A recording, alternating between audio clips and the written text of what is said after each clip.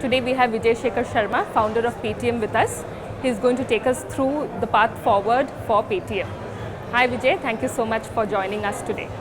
Now Paytm has payment bank, it has got commerce, it has got the wallet of course. So what is the area of focus for you? We want to be the internet conglomerate of this country.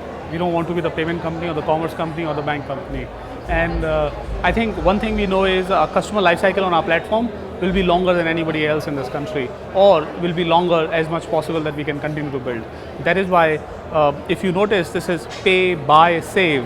And it is actually logically linear, because if I'm able to have your trust to pay using us, then I probably have a trust for you to buy on us. And then because I have this data, so I can ask you to save something on us. And then logically next will be that you can loan from us. What are the next steps for Paytm? We will have tremendous amount of focus for next 12 months on enabling merchants to sell better, more, and make this distribution in many more cities. For example, like I give you a stat which is on Paytm, which is right now 12,000 crore rupees run rate business. If I look only physical goods where the logistics matters, and most of the time cash on delivery gets there, we have only 5% cash on delivery. We have 95% of orders coming which are prepaid, advance paid. So the beauty that it brings is that a merchant gets a committed order because the consumer has paid for it. He's not frivolously trying for it. And secondly, now that this order is paid, we don't have to find a courier which has to do payment collection. We can ship using every other courier which is cost effective and reaching the nook and corner where the otherwise cash on delivery wouldn't have been. Another dirty secret, or the very interesting secret of this e-commerce country that we have, is that the country has 39,000 pin codes. 80% of business is done in 6,000 pin codes. So the rest of the pin codes, which is so-called left open, is a open blue ocean for Paytm. You were talking about 95% of your payments being prepaid, right? So how much of it is through the Paytm wallet? On 67 to 70% comes typically. I mean, when I see MIS, it's some number which is 60s and some days it crosses 70s. So you can say any number from 65 to 70% comes from the wallet. There are a lot of marketplaces right now, right? And there is a competition for sellers as well as for consumers. So how are you empowering your merchants? At Paytm, what we are doing first is that we are helping merchants understand what is called online selling. And what we found is that thanks to at least the consumer side demand, they are consumers at least for sure. So they start to want to be part of it.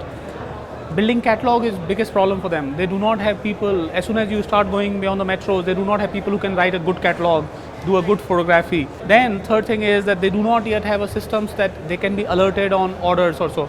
So we have these automated systems, outdial calls, SMSs, push notification in the seller app that you have an order, this is pending, and then we have a seller help desk which makes phone calls if it is not sorted so that this order can be accepted.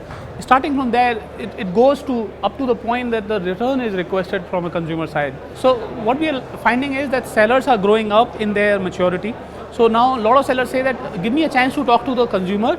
I think he's misunderstanding the product. Can I explain to him and so on? So we are now bringing in the chat between buyer and seller as a part of the order fulfillment process. We had it as a part of the bargain in a pre-order placement, process. And similarly, this is about, there is a large merchant help desk that we've created which takes care of 24/7 calls.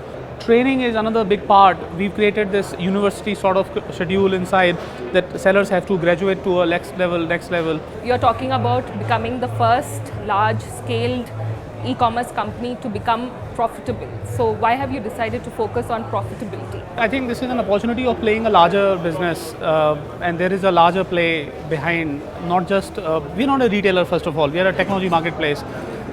The cost that we incur is far lesser than a retailer, which are effectively, I personally treat everybody else as a retailer except one or two players who are truly not.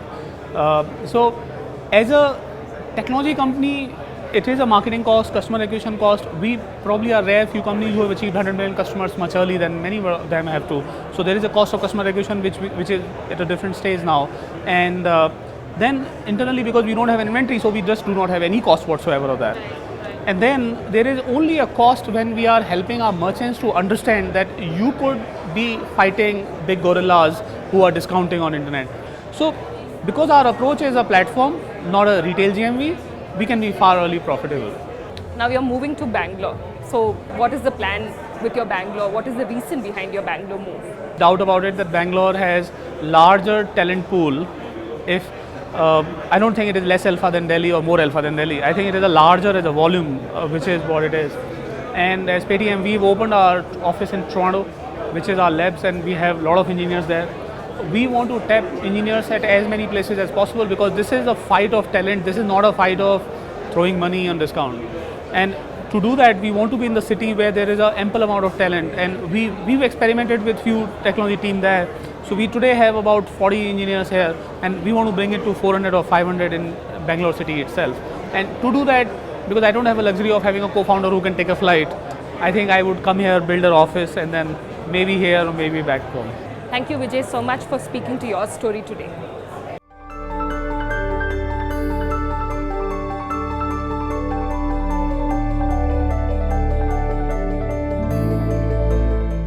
Started by two friends, Piyush and Tuhin, Jumping Goose is a strategic design agency based out of Bengaluru.